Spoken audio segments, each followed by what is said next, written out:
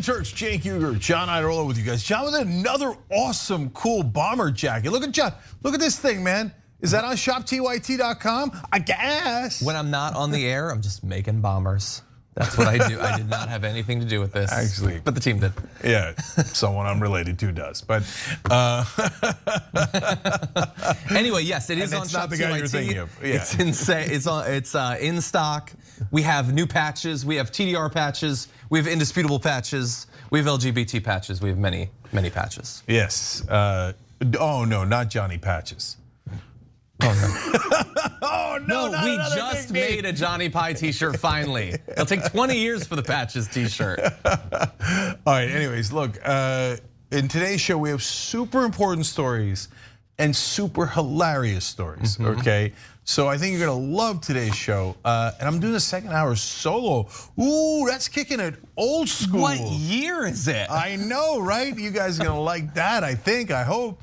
All right, so without further ado, Mr. Patches. Like, what percentage of the audience even remembers that you did that for years? For the great majority of TYT's history, but probably a giant percentage of the audience has never seen it. Yeah, and regardless of which part of the audience you're in, it's been a while, so it could be a disaster. Listen, let's see what happens. Do you even remember how? Okay, I'm gonna come at some people. So it's gonna be a disaster for somebody, that's for sure. Okay, well, if it's aggressively going at someone, I feel like you'll figure out a way. Yeah, I think that's my Okay, well, let's start off by going after this guy. Yep. Devin Nunes has apparently accomplished everything he intended to when nearly 20 years ago he entered the Congress, because he is now choosing to move on. He said this recently. Recently, I was presented with a new opportunity to fight for the most important issues I believe in. I'm writing to let you know I've decided to pursue this opportunity, and therefore I will be leaving the House of Representatives at the end of 2021, which is in like weeks. Rest assured, I have not by any means given up on our collective fight. I'll just be pursuing it through other means. I haven't given up. It's just like I got a job offer and so I'm leaving like in like a week. Like I'm done. I know I just ran and you elected me rather than someone else who was gonna stay the whole time and actually cared about serving you. But I was looking for the way out and I found it, so I'm gone. And Trump is happy about this because he's gonna be working for Trump, as we'll describe. Trump had this to say about it. Congressman Devin Nunes is a fighter and a leader. He will make excellent CEO of TMTG, the Trump social media site. Devin understands that we must stop the liberal media and big tech from destroying the freedoms that make America great. America is ready for Truth Social and the end of censorship and political discrimination. And so he's gonna be the CEO for this nonsensical, already under investigation, soon to blow up social media site. And that is the ostensible reason for leaving. He's gonna become the CEO of TMTG. There are other potential explanations that we'll get into, but down goes Nunes? Not really. Okay. Out goes Nunes? Yes, that's true. Okay. Okay. So we're going to show you a clip from mainstream news that actually did a decent job of talking about one of the reasons why Nunes might be leaving, but there's two other giant ones that I'm going to tell you right now. Number one, he's redistricted. Okay, and so after the census, the top of each decade, they redistrict all the states, and so he's in California. And Democrats control California. They could redistrict it any way that they like. And it looks like Nunes is largely a Republican district, and there aren't that many of those in California, is going to get redistricted to, from what I hear, a slight majority Democratic district. So could he win that election? He could. Could he lose that election? Yes, he could lose that election. So it was Biden +8. I think. Yeah, then that's not even slight. He probably would lose that election. Maybe. So that's actually a fairly logical move, which Devin Nunes not known for. Okay, but the other side of the equation is also super important, which is that this SPAC of Trump's, this new venture that he's doing. SPAC is a technical term for how they're taking it public and raising money for it. It has run into some issues that you might have heard about with the SEC and they're investigating, et cetera.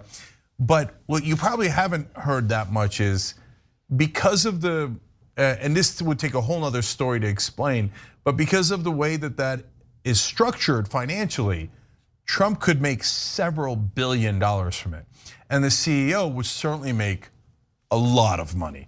So now, and remember, why are politicians in politics in the first place? Well, 90% of them are in politics to get rich, famous, and powerful, right? So if you're the head of the House Ways and Means Committee, that's one of the most powerful positions in all of Washington. But you do that, a lot of them do, the majority of them do, so that they can one day retire and become lobbyists and make millions of dollars. Well, a CEO at a media company worth billions of dollars is probably gonna make way more than he would as a lobbyist years later, decades later, et cetera. So he's going, he's going straight to go without stopping at jail, right? Or without stopping at the committee chairmanship. And so given that he was probably gonna get redistricted out, and hence he wouldn't even be in Congress to get that powerful seat, and given that he's probably gonna make a ton of money here, it makes a lot of sense. But there's two other big picture things that I wanna talk about. Sure. Okay, I have things I want to talk about after that. But yes, let's get into some of the other explanations, including what you'll see in this video. The power in being a conservative Republican today, many people think, and the former president thinks, is in the media. It's in how do you galvanize an audience? How do you lead a movement?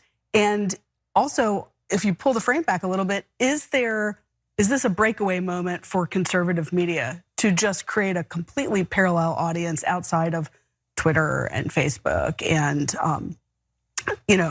cable news and network news? Can I just say, well, I think what you're saying is really important here, which is that in the Republican world right now, being close to Donald Trump, carrying his water in whichever way, is more important. You are more powerful than being chair of the tax writing and financial committee in Congress, which has enormous power with billions of dollars here. Being Trump's friend is more important. Yeah, potentially. So they're gonna create this shadow media world, which I feel like they already have. I understand they're focusing more on the social aspect of it. They certainly have it in terms of news. They're not consuming anything anymore. They're never being exposed to anything that challenges anything they already believe. So I guess they'll have that for social media. Is it gonna be like a mass market play though? Because there are limited controls on how these absolute monsters act in social media. When they have their own, they're going to, regardless of whatever they say about censorship and cancel culture, they're going to like weed out any lib, any lefty who tries to post on there. So when a regular person signs on to this thing, is it just going to be blatant anti-Semitism, racism, misogyny, and that sort of thing? And they hate those sorts of controls. I have a feeling it's going to be absolutely disgusting. But in addition, they've chosen Devin Nunes, and I don't even necessarily agree that individually he'll have more power, influence over the right doing this than being in Congress. But forget any sort of obligation to your constituents to serve out the rest of your term, even if you think you can't get reelected, or if you think you might end up losing, you leaving earlier actually gives the Democrats an additional seat earlier, which seems like that's not good from the point of view of your party. But wouldn't being the CEO of a company like this actually be a position that matters? I mean, he's been in Congress for 20 years. Is he in any way qualified to be the CEO of a major media company? So that's a great question, John. So that's one of the things I was going to get to. So there's two other major things here. Number one, did Trump make the right decision by picking Devin Nunes for the CEO position? And the unequivocal answer is no. It was a disastrous decision, and it's the kind of decision Trump always makes. And so let me explain why. From a business perspective, there are plenty of right-wingers who are actually really good businessmen, okay? And I hate to say that, but it's true. And so if he had picked a real business person to be the CEO, this company could be worth billions upon billions, and actually what it could do, because of the way that it's getting financed, it could then consolidate right-wing media, and it could bring in the Breitbarts and the Daily Wires and the Telegrams, because it has so much money that it can raise.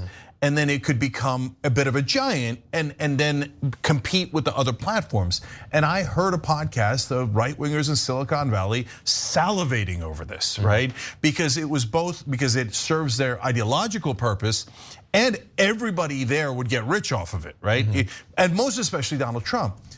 But instead of picking a savvy right-wing business person, and there are millions, Silicon Valley, not millions, there's a couple, but in Silicon Valley, Peter Thiel, for example, is like right-wing evil, right? Like really bad person, but a really good business person. And in Silicon Valley, oh, he's a god. They're like, they don't care at all how despicable a person he is. They like Elon Musk, etc. They like, oh yes, yes. In Silicon Valley, the rest of them pretend to be liberal, but they look up to these right-wing monsters. But they are decent business people. But they're also independent thinkers potentially. Yes, exactly, John. So Trump went with the old mob boss mentality. You don't pick the most competent, you pick the most loyal.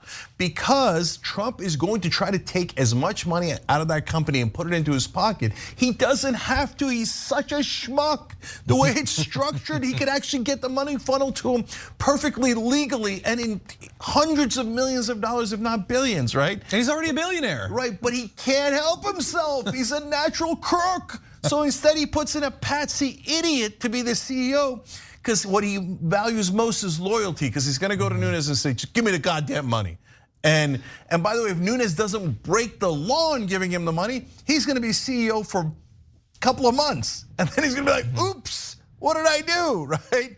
Because Trump will demand that you ruin yourself for his benefit. Well, but then he will repay your loyalty. Right? No, but like, well, ask Scaramucci, ask Michael Cohen, ask all those guys. No one. Ask Rudy Giuliani, who's now begging in the streets, right? Sidney Powell might lose her legal license too. What's Giuliani doing? Cameo?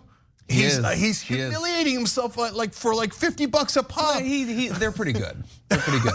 I bought several, one a month. I try to ration it, but So from Devin Nunes, like in 5 years, he's going to be out of Congress. Yeah. Maybe the company will still be around, but he'll have been thrown under the bus because of some, I don't know, cancel culture thing or like some scandal that they need a scapegoat for.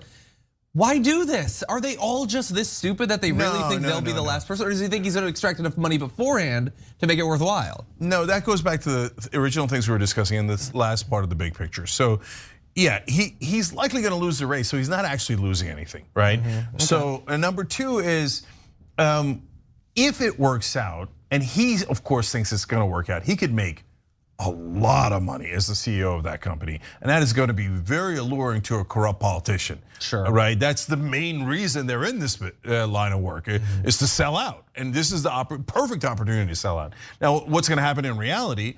I put the over under at 6 months, and you should really take the under. Okay, like within 6 months, Trump is going to ask him to like put a sword through his ear or something, and just like literally go and rob a bank and give it to him, right? And he's not going to be able to do it, and then Trump's going to throw him under the bus. 5 years, you're crazy. There's no way he lasts 5 years. You could write that down in stone. So then he's out of a job, but then how much money was he able to extract in that 6 months is the question. But the last part of it is really important, and what they were alluding to on CNN. Look, they missed a ton of nuance in that story. And then John Berman misdirected it by saying being Trump's friend is more important than being a politician. But the Axios reporter was onto the right track. Media is more important than politics. And so Trump's use of media is what got him elected president in the first place. Democrats don't understand the power of media at all. They're used to mainstream media doing exactly what they are told, but they don't actually use messaging. They don't push out their message. They don't understand that. The reality is, for decades in this country, the most powerful man in the country easily was Roger Ailes, who ran Fox News. And he would set the agenda, and every Republican politician would follow that agenda. He even rigged the 2000 election so that Bush would win. You remember that story. He put Bush's cousin as the election counter at Fox News. They called it first, everybody else panicked and fought because they didn't want to lose to Fox News. And so even though Bush had not won, it's just, so the media is massively important. And even the right wing was like, Roger Ailes and Murdoch had figured it out, right? But the rest of the right-wing politicians were kind of slow to figure it out. The Democrats are the worst. They haven't figured it out at all, right? In terms of how to get their message out, how to do a narrative, how to set the message, right? How to set the framing. So media is more important than politics. This is an example of that. This is almost a symbol of that. But at the end of the day, it is inconceivable that Trump will run that company in a way where it will actually be competitive with Facebook and the other platforms. Both him and his lackeys have nowhere near the competence to be able to do that. But don't get too excited, guys. The SEC is looking into it, but no one ever holds Trump accountable, right? True. He just cries louder and louder until they go, okay, fine, we won't do anything. So the idea that he'll be held accountable is at a near 0%. And the way that those SPACs are set up, he can extract a couple of $1 billion and then have the company do nothing and get no profits or even any revenue and sink, and then the people who are the suckers at the table are, as usual, the right-wing audience that believed him and invested into that vehicle, especially the regular investors, the guys that are all over the internet, that are on their subreddits, etc. Oh, they're already ready to rush in, and they're going to give all their money to Trump. He's going to take it, put it in his pocket, and then he's going to say, "Oh my golly, gee, this thing was really hard, man. I had this thing figured out, but next thing you know, I went bankrupt," which is what he did 6 different times. So you already know he's going to do it. And he'll blame the investigators and people trying to take him down. Of course, and he'll blame the left wing, and he'll blame and he'll blame Nunes. Okay, likely, yes. Right. And the right wingers who gave him all that billions of dollars, they'll believe it in a second, and they'll be like, "Oh my God, there's nothing we can do, I guess. Big man took our money." And that's how this story is going to end. Yeah, we'll just see how long it takes. Want to take our first break? Yeah, sure, let's do it. When we come back, lots more drama. We are gonna, you're gonna love the admission of a right winger. Oh, he's such an incel. Oh, he's such a racist. But his admission today was hilarious. Yeah. Okay, trust me, come back.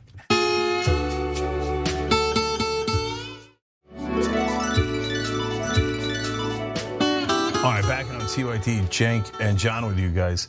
During the break, I was reading some of the comments. I love how smart you guys are. We have the smartest audience in the world. We were giving credit to Little Mac for coming up with a point we hadn't thought of and wish we had. So anyways, a lot more where that came from. Let's do it, John. Okay, let's do it. Mark Meadows has a book, and he wrote it, I'm sure, hoping that it would have many fans. But he only really needed it to have one on the right, and that would be Donald Trump. And he made a mistake in some of the content in that. Of course, you already know by now that he has revealed Donald Trump's positive COVID test happening earlier than had previously been admitted. Maybe even more fatally, he revealed the actual extent to which Donald Trump was sick when he got COVID. And as a result of that, Trump is not happy at all. And this is apparently a bit of a surprise to Mark Meadows. In the weeks leading up to the book being rolled out, he was privately telling others how much Trump would enjoy it, which I just think is hilarious. Like, maybe he'd enjoy that it exists in theory, but did he think that Donald Trump was gonna sit down, put on the readers, and read his book? Does any right winger actually think that? Anyway, apparently he told, an anonymous source told the Daily Beast, he thought Trump was going to love it. Okay, and at one point, Trump was actually pretending that he did. This is back in October. He called Meadows' book a fantastic book about politics, truth, our great administration, and exciting achievements that took place in government, adding that it would make an incredible Christmas present. But if you don't believe me that he doesn't read books, well, he was promoting it until a little bit from it came out, and now he's not so happy. So let's, just in case you hadn't seen, catch you up on a few of the most interesting claims in the book. The former top Trump staffer wrote that the president tested positive for COVID-19 shortly before his October 2020 debate with Joe Biden, and then nonetheless went ahead with an appearance on the debate stage because Trump interpreted a subsequent negative test to be correct rather than his initial positive one. He also, of course, met with Gold Star families. He apparently had close contact with about 500 people, according to one analysis I read. And Meadows and Trump kept the positive test a secret, not just from the public, but also from a number of other prominent officials and senior aides in the administration. So right after that came out, Trump, who apparently had already read the book several months earlier, he would have you believe, called it fake news. And as a result of that, perhaps to get back in the good graces of Trump, Meadows decided to do the same thing, as you'll see here. I want to start off with the COVID story. The media is going nuts with the story. I believe the president says it's fake news. What is the story here? Well, the president's right. It's fake news. If you actually read the book, the context of it, that story outlined a false positive. Literally had a test, had 2 other tests after that showed that he didn't have COVID during the debate, and yet the way that the media wants to spin it is certainly to be as negative about Donald Trump as they possibly can, while giving Joe Biden a pass. Yeah, it's all fake, and I only put it in there, to sell books. But now I'm gonna back off because Trump is probably getting mad, and he totally didn't have COVID, even though he was in the hospital, like a hair away from death, like 4 days later.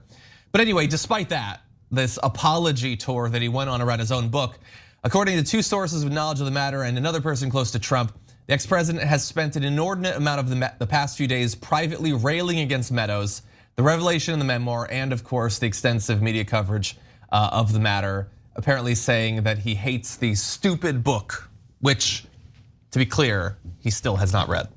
Okay, so let me tell you why it happened in the order that it happened. So when someone writes a book, they usually send it out to other people to get quotes, and they'll send it out to famous people, et cetera, that you might recognize. If you're Mark Meadows, obviously you're gonna send it to Trump. And that person is supposed to read the book and then give you a genuine quote. Now, it's very likely to be a positive quote. You have a relationship with that person, that's why you ask them for it.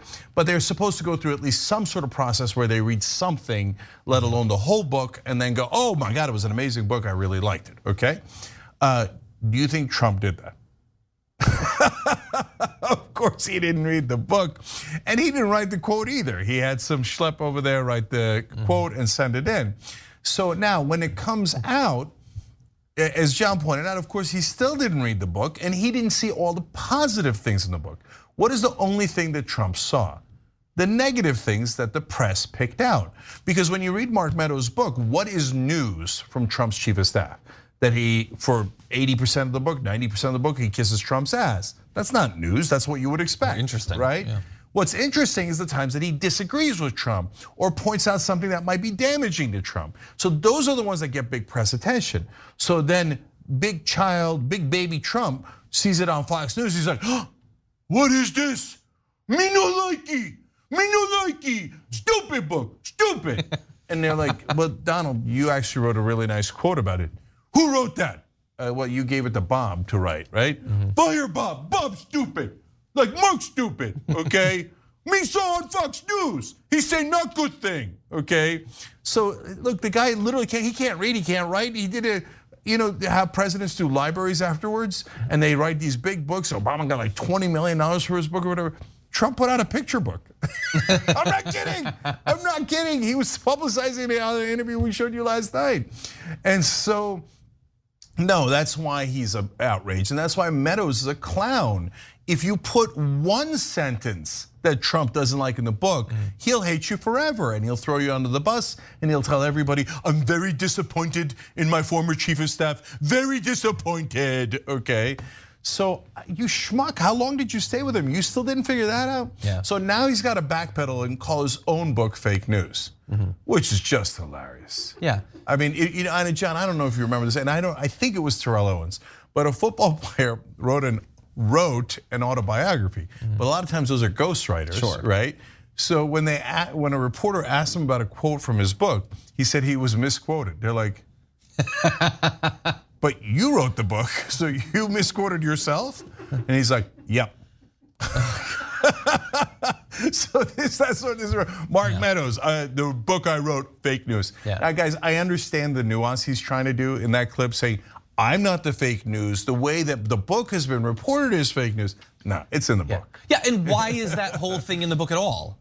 To sell the book, because that's interesting and that's news. And he knows exactly what it reveals about Donald Trump, but the whole thing is so fake from top to bottom. Trump didn't read it, as you point out, he has someone else write a positive thing. That toady doesn't even bother to look through the book either, because that toady and Trump and Meadows rightly understand that no one is reading these books. Some reporter or an intern at NBC is gonna have to look through it to see if there's anything newsworthy. Right-wing think tanks will buy up 30,000 copies, so it's a bestseller. They hand it out to people who don't actually read it. No one really reads it. Mark Meadows might not have written it. Like, he's marginally more likely than some random athlete, I guess, to have been involved in the process. But do we believe he sat down at a keyboard for a year and really typed out the whole thing? It's just so fake. I hate everything about, other than yours, political books that are written because they don't actually care. You've seen, it's been destroying him for years. He's really writing his. And when you send it to me, I'll really read it before I give you a quote. Yeah, but I'll tell you, look, I'm gonna disagree though a little bit because I I really want to defend books from the left, and not because I'm writing one. JusticeComingBook.com. You can pre-order. Okay, look, some of Sorota's books are great. Ryan Grimm's book, We Got People, is That's great. true, yeah. By the way, Tom Hartman writes tons of good books. Tom Hartman is. I've had him on like 5 times on my show. Me too. You should read Tom Hartman's books. They're incredibly educational. We Got People, by the way, by Ryan Grimm, is at shoptyt.com. But it's not just the plugs. In all seriousness, Thomas Frank, by the way, wrote a great book, What's the Matter with Kansas? It was a critique of the Republican Party. Then he wrote a brilliant book that was a critique of the Democratic Party. Then I had him on the show. I said, you know, Tom, you used to be on MSNBC and cable news all the time. What happened? He's like, when I wrote the book against the Democratic Party, they immediately stopped inviting me on television. Sure. So that's a super interesting, and so there's some great left-wing books you never got to read because the press basically, yeah, and almost de facto censors it, right? And so now, but back to the right wing, the entire right wing book thing is a scam. I believe that some of Bill O'Reilly's books were actually read by real people because he had a big audience, and he writes very simplistically, which I don't mind at all. Hey, to each his own, right? And he's like, who killed JFK? Obviously the lizard people. Are like, oh, they're thumbing through that thing and they like it, right? And so, but every other book they write is total horse crap. No one reads it. Those giant think tanks funded by billionaires put it on, buy enough in bulk to put it on the bestseller list so that it gets extra hype, so that other people, so that the media will talk about it and it will influence the national conversation. Yeah. So, like, So, and it gives them the title. They get to say when they go on the news, they're not just random blowhard, they're a New York Times bestselling author.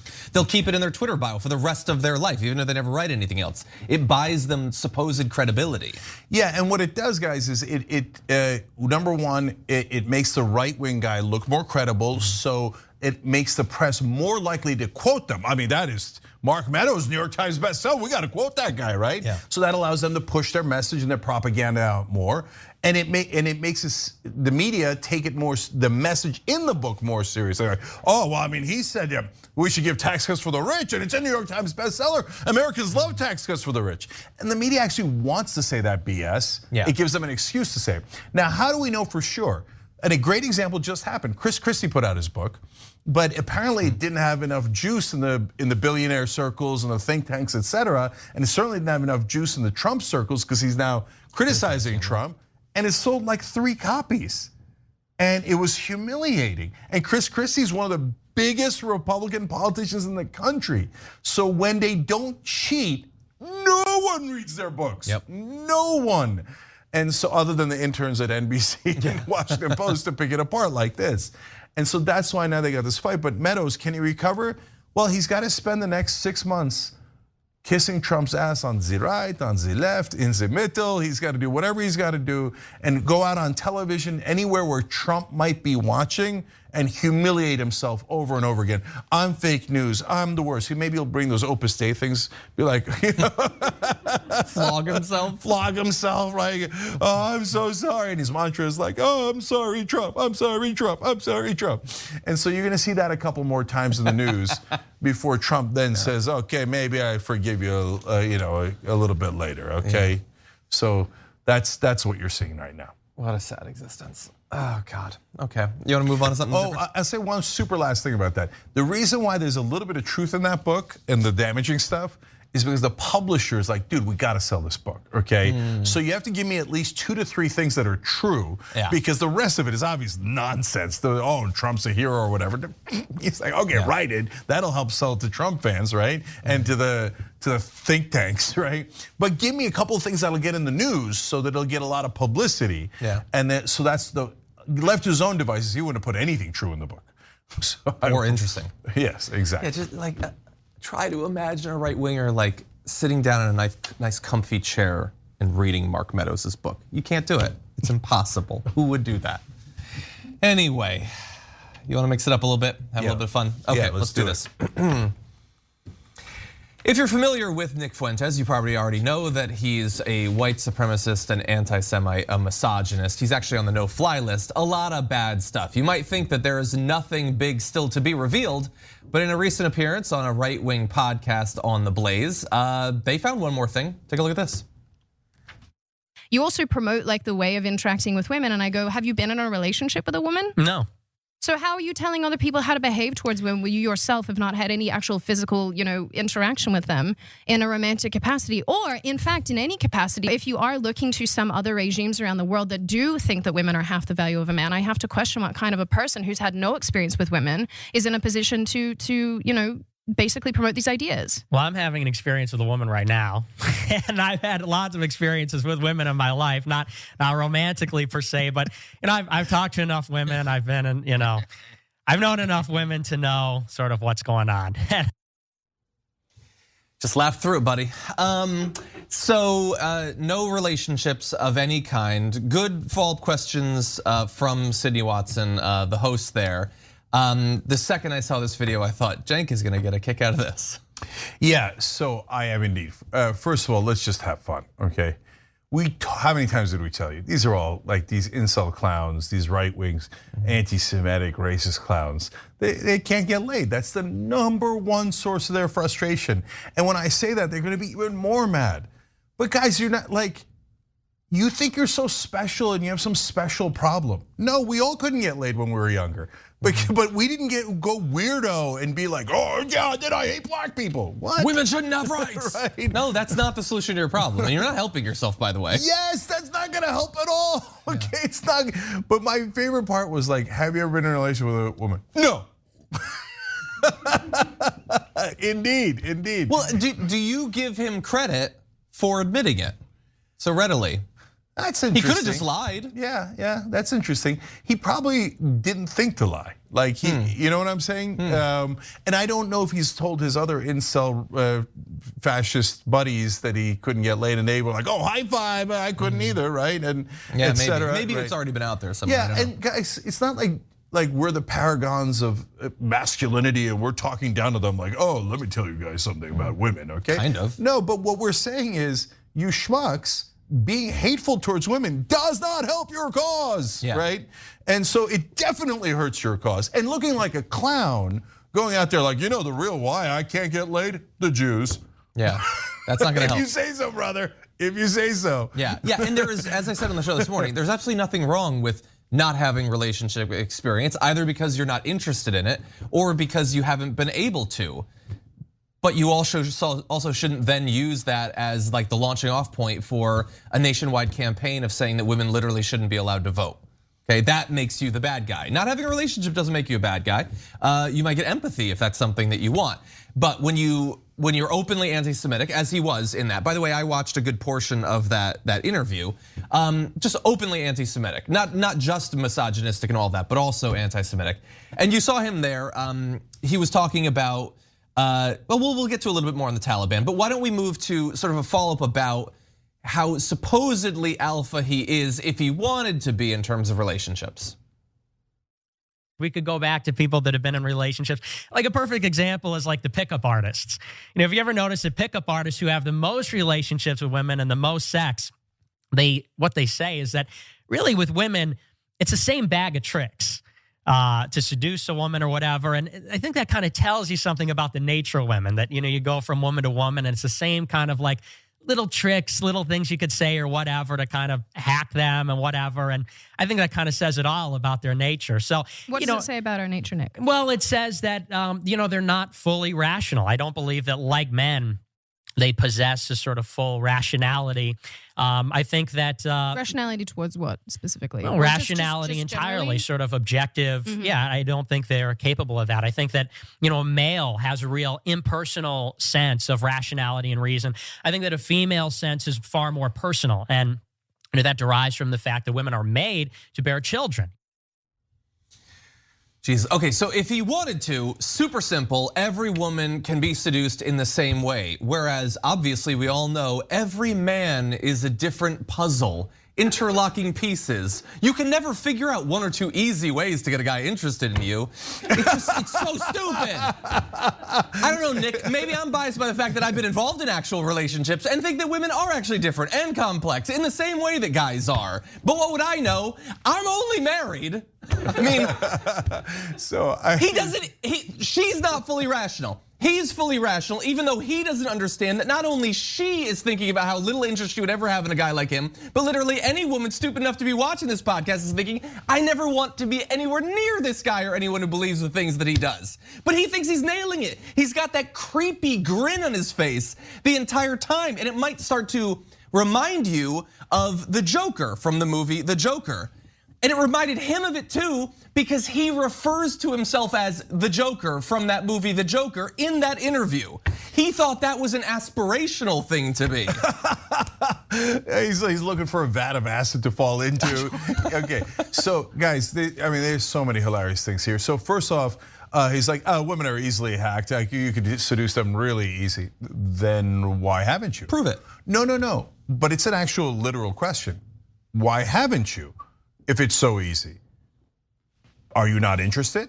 And I'm okay with that. Everybody's okay with that. But I would imagine that his own followers would ask him, hey, Nick, if it's so easy to trick these simple-minded women, are you not interested?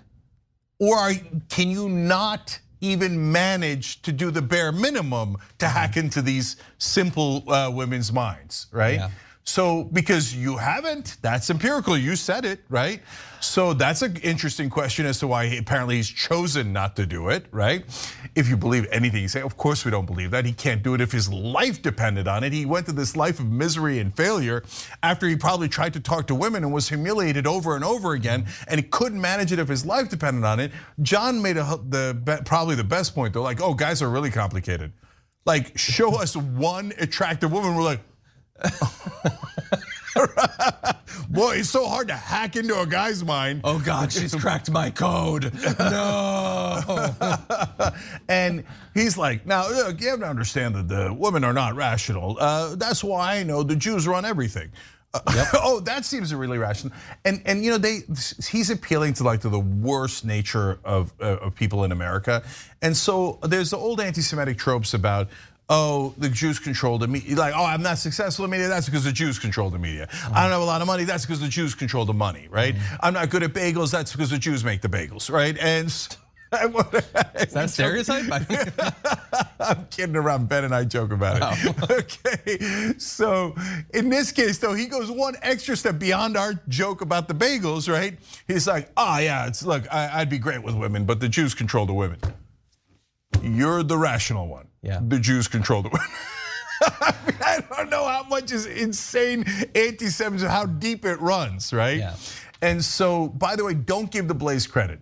So we're showing you a pushback she had on one question and like a tiny bit of an eye roll on another question, but she didn't actually in the podcast say anything against that comment. And I have more because Kate listened to almost the whole thing. Sure. Oh yeah. No, much of my commentary this morning was trying to get through to her about how little interest literally any guy in her movement has in her or her contributions. Because she's trying over and over to get through to this guy and convince him, like, I'm for men's rights and all that. Like, why do you have to push women to the corner? And he pushes her into the corner, and all of the other guys in the room push her into the corner. And I don't understand it. The reason that I wanted to make sure that we talked about this though was, he is the most explicit in these things. He literally says, I wish we lived under the Taliban for women in terms of rights. He thinks Saudi Arabia is a little bit too brutal, but the Taliban in Afghanistan, that's good. Women shouldn't be allowed to vote. He went off about how Seth Rogen and Sarah Silverman made a special that's so Jewish, it bothered him. He didn't like it. So he's lost his mind. So he's more explicit about it. But how much of a gap is there on these questions between him and Tucker Carlson at this point? Like, you sit them down to have a conversation about immigration. How much do you think they're really going to disagree? Tucker Carlson has done multiple full shows about how it's literally embarrassing to the country that we have pregnant female soldiers. He'll go off to the same incel audience that Nick Fuentes done. Now, Nick Fuentes is openly a white supremacist, so he's on the fringe, but Tucker Carlson is on Fox News. He's considered more reputable. They're appealing to the same interests. They understand the same people. And so I wanna make clear to people that while he's a little bit more obvious about it, I think that Tucker Carlson, in the same way that he has integrated lessons from people like Alex Jones, I think he gets all of these more fringe people and he's just putting it on primetime. No, what Tucker's doing is he's harvesting from white supremacists and conspiracy theorists and then taking tiny bit of the edge off and putting it on TV, Sure. right? They say, oh, these brown people are going to replace us white people. And Tucker says the immigrants are going to replace us. And he takes out the brown and the white, but it's the same exact thought. Same message, yeah. We broke down recently how he's taking the same exact Alex Jones message on conspiracy theories about false flags. And he's just taking a shade off of it on the edges, right? So, and on the Taliban message that Fuentes has, this white supremacist, Taliban's not so bad. We showed you a segment where Tucker did almost the same exact thing. He's like, he talked about how the Taliban were at least still manly, right? And they didn't believe in toxic masculinity. And so did a segment praising the Taliban to no end. So it is the same exact idea. Yeah. So, and by the way, the Blaze, it's just the thing was despicable. So they let him run on and on about how women are insufferable and naggy, shrill. Yeah, and by the way, it's not just women. He thinks not only should women not be allowed to work, but retail workers should not be allowed to work to vote. Okay. Why? Like what? Because you're so much more brilliant than someone who works at Walmart or at the Gap. You're one of the dumbest people in the country, and you're sitting there insulting all those Americans. Oh, the retail workers are too stupid to vote. You insufferable. It's disgusting. I mean, you want to talk about insufferable? All right, and then he also said non-property owners should not be allowed to vote because you're not rich enough, and so that's apparently the standard. And he said, I'm the sort of real inheritor to the legacy of the great geniuses and philosophers. If you say so. You're also the great ladies' man who's never had a lady. So you have a lot of credibility there. And finally, I just want to give you a sense of the host too. Elijah Schaefer, who you didn't see in those clips, was also part of the podcast for The Blaze. And he said, quote, people are very ugly today. Women have gotten very fat and they've lost a lot of their attractiveness. So they're not, most of that podcast was not disagreeing with him. It was agreeing with him. So The Blaze brings on a white supremacist, and outside of one little tiny thing, they're like, attaboy! Tell us about how stupid women are and how the poor are the worst and people who work in retail are scum. By the way, they're the populace. Yep. Populace, They don't give a damn about the average American. Yeah, she was regularly pushing back against the anti-woman stuff, not generally the other stuff. The other two guy hosts were totally on it. Both of them, to varying degrees, were against voting. One guy was even more radical. He felt that literally almost nobody should be able to vote. When Nick Fuentes is like, we should have right-wing authoritarianism, the guys were totally on. And they all piled on the woman in terms of the woman stuff. And by the way, she comes off as pretty reasonable there. She's also like a rabid transphobe, and she made news today for congratulating Kyle Rittenhouse on that program for killing those people. And even Kyle Rittenhouse said that's nothing to congratulate someone for. Yeah, but she felt it was. She's the best of the lot, and she thought it was awesome that Rittenhouse killed people, right? She went farther than Rittenhouse on vigilante violence. Yeah, and look, the only reason she pushed back a tiny bit on women's issues is because she's a woman, and so the conservative mind only cares about itself, doesn't care about anything outside of itself. So that's why the other guys are like, oh, I'm not a woman, I hate women. So God, a boy, Nick, right? And she's like, me, woman. Me not like that part. Let's go attack all the others. Let's attack the Muslims, blacks, etc. Who did you kill? Let's talk about the good fun stuff, because that doesn't have to do with me, so I don't mind at all. And at the end, they asked Fuentes about Trump and what if he grabbed power illegally, right? And Fuentes said he'd love it. Yeah, that's honest. And if Trump became a dictator, he would be happy. So what do you see on Tucker Carlson and all those folks? We're not a democracy, we're a republic. And really, do we need, if democracy is leading to the wrong results, isn't Judeo-Christian Western civilization more important than democracy? That talk is now rampant, along with, hey, maybe Second Amendment rights and we take down government tyranny. And Flynn is talking about martial law and military rule. So what you're seeing out of these fascist white supremacists is very much getting mainstreamed by Tucker Carlson, Fox News, and it has taken hold in the Republican voters' minds. And now a huge percentage of Republicans, 40% say it might be time for violence in one poll, and others are now giant chunks, around a third are saying democracy, do we really need it? So it goes from Fuentes through the Blaze, through Fox News, all the way into a substantial portion of the Republican voters. And this is exactly how fascists take hold. Yeah.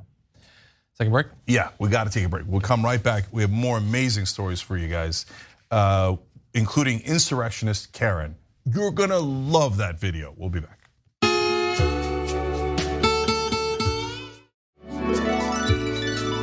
Back on TOT. Oh, by the way, it's Noam Chomsky's 93rd birthday. So happy birthday, Professor Chomsky. Also Nina Turner's birthday. Is that right? Happy birthday, Senator Nina Turner, yes. Oh, I forgot that. They had the same birthday? That's amazing. I know, isn't that the most bizarre thing? Yeah. And several members of our audience, so yes. Oh, that's awesome. Okay, what a progressive day. What a wonderful It's a day. crazy progressive Yeah. day. Go back by we plugging our own books and stuff. Go back and read Manufacturing Consent. The guy had it figured out decades ago. It's exactly as he wrote it, and you're seeing it with your own eyes now. Yeah, 100%. Absolutely brilliant. All right, John. Okay, let's have a little bit of what passes for fun in modern America with this video. Okay, so here's the deal. I am going to prison in 3 weeks. At the first week in January, I have to report to prison. And the only thing that I can see that's good about having to go to prison is that I'm going to be able to work out a lot and do a lot of yoga and detox. I appreciate the positivity. That was Jenna Ryan, admittedly finding the one positive. That's realistic. Jenna Ryan is the insurrectionist who is now making plans for prison and using it as an opportunity for some personal influencing, I guess. If you don't remember her, she had previously stood out from the pack of insurrectionists with this tweet from March 26th of this year saying, definitely not going to jail. Sorry, I have blonde hair, white skin, a great job, a great future, and I'm not going to jail. Sorry to rain on your hater parade. I did nothing wrong. Well, she is going to jail. All the stuff with the hair and skin, totally true, we fact checked it. But despite that, she is going to jail. And now she believes she's going to get to do a little bit of yoga, maybe lose a little bit of weight, focus on herself. Wellness is important during the pandemic, you know? Yeah, so I like how she went from there's no way I'm going to jail to don't worry about it, I'm going to do some good yoga in jail. So it's all good, right? And this video reeks of entitlement through and through, even as she's going to jail.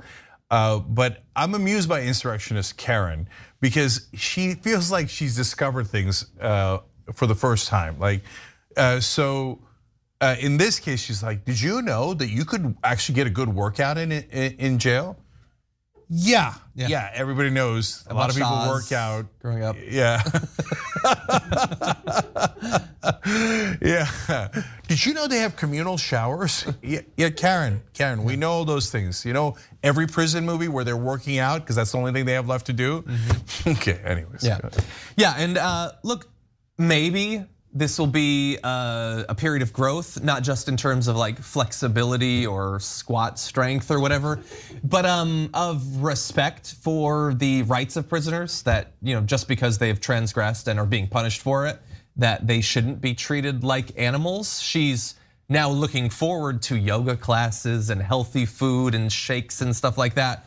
Okay, well, when you leave jail, could you bring that back to your community, please? Because we can actually treat these people like people. They still do deserve rights, but we'll see if any of that lasts. Anyway, we do have a little bit more of her plans for prison. Let's take a look.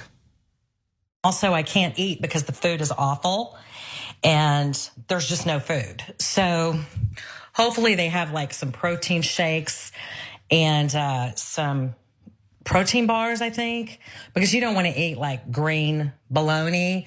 That's what they have to eat. So I'm going to end up losing weight in prison. Everyone's telling me that I'll lose weight. So hopefully I'll finally get down to my ideal weight because I won't be able to drink. I won't be able to eat. I won't be able to eat like stupid stuff like chips and all the stuff I eat sometimes. So I just wanted to go ahead. Don't look at my toes because I'm too freaked out to have a pedicure lately. But this is how much I weigh today. And I'm thinking that I can get down to, 140, so 30 pounds in 2 months. If I do that, then it will be worth going to prison for 60 days. It'll it'll be worth it? Like what, the ticket price? What do you mean it'll be worth it? You have to go to prison. You're being ordered to go to prison. Look, if you want to get some silver lining out of it, great. I think that's great. I think the whole making it a video for followers is super weird. Like people talk about how like young kids are being brought up and everyone wants to be an influencer and they're all being corrupted by social media, but that is a full-grown woman who apparently thinks everything's a joke, everything is for a vlog or whatever. I don't know. Yeah. Like, what do you think of her finding the silver lining? Yeah, the first thing I thought is she's going to rich person's jail. Like maybe. Yeah. She is rich? Yeah. If she was, remember she took the private jet yes. to the insurrection. I mean, you want to talk about insurrection? It's She's a Texas real estate agent. Yeah. Who took a now, private if plane. she was going to Rikers, she wouldn't be like, oh my God, I'm sorry I didn't get a pedicure, but I hope the guys the people at Rikers don't mind, right? Like she'd be a little nervous, right? Yeah. It's like she's probably going. It's the rich people prison is like a retreat, and I'm not just saying that like flippantly. Tommy Chung has been on the show, friend of the show. Tommy went to prison totally unjustly when the federal government targeted him because they wanted to make an example out of him because he likes marijuana, but they didn't have any evidence on him. Anyway, he winds up going to prison to save his son. And he was actually in the same cell as the Wolf of Wall Street. And so they're actually really good friends. And so it's that's the weirdest pairing ever. Ever, I know, totally, right? But I said, Tommy, how was it in prison? He's like, oh no, I went to rich man's prison. It was great. We played tennis. We had the time of our lives. Okay. I want to go to prison. I want to drop a few pounds and play some tennis. I know, right? No stress. Jill Pike and I talked about it on Young Turks like 15 years ago. Like Ben was saying, oh, you guys are ridiculous. We're like, if you go to rich man's prison, though, it's kind of like a relief, right? You don't have to worry about work. Like rehab or something. Yeah, I get to read finally. So anyways, that's what she's doing. I get to catch up on your reading. Yeah, and maybe I can finish my like book. A rock climbing wall. Ooh. To the point one of our members made, maybe I could finish my book before George R.R. Martin finishes his. JusticeIsComingBook.com, you can pre-order. All right, anyway, but look at her sense of entitlement. I hear the food is awful. I hope they have protein bars. Like, I need some protein bars. And I'm gonna do some yoga. And I don't get to drink. I'm gonna miss the Chardonnay. Okay. And I'm going to prison, so I didn't do a mani-pedi. So don't look at my toes. Don't look at my toes, okay? She was part of a riot where they were chanting, hang Mike Pence, hang Mike Pence. And I'm not saying she did it, although she obviously did things bad enough to go to prison, right? But there were people in that crowd that were looking to murder the vice president and Nancy Pelosi. And she's like, oh my God, I didn't get a pedi before going to prison. Yeah.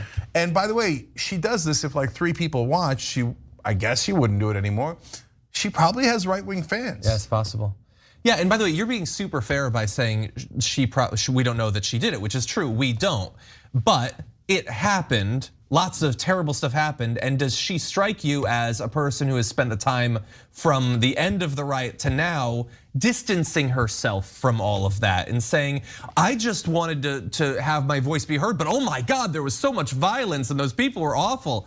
No, she's aloof. She's floating above it all. She doesn't appear to regret anything. Yeah, that's a great point, and I want to be clear. She was definitely part of the riot. That's why she got convicted and she's going to jail, right? The question I don't know is, did she chant "Hang Mike Pence"? Did she beat a cop? I have that no part idea. we don't. But John's point is excellent, because think about it, guys. If you went to a left-wing protest, or I went to a left-wing protest, and madness broke out, and some portion of the protest had a noose and gallows and started chanting, hang Kamala Harris, hang Kamala Harris. We'd be like, oh my God, no, right? And we'd be like, oh my God, we were not part of that. It's mental, right? Yep. She knows all that now. And she's like, what? Oh my God, we had such a fun riot. Had Chardonnay afterwards, can't have it in prison though, okay? Like, she thinks it's like the most normal thing in the world. Or we were going to murder politicians. Maybe it wasn't me, but it was Bob next to me. Yeah. And so now I'm gonna do yoga in prison. The entitlement is unbelievable. The callousness is unbelievable. And the most important thing though is the implicit consent to violence is the worst part, right? Because, we were gonna go kill people, what's the big deal? Sure. No, that's a giant deal. That's a terrible deal. Yeah, it's everything's a joke. I look forward to her jailhouse podcast, no rehabilitation, just vibes. Yeah. All right, we're out of time in the first hour. Second hour, I'm doing solo, so that should be fun. It's an old school way of doing it. I'm gonna rip into a politician. You will enjoy that. And then we got another example of Steve Bannon's extreme racism. So a lot more in the second hour. We'll be right back. Thanks for listening to the full episode of The Young Turks. Support our work, listen ad-free, access members-only bonus content, and more by subscribing to Apple Podcasts at apple.co/TYT. I'm your host, Cenk Uygur, and I'll see you soon.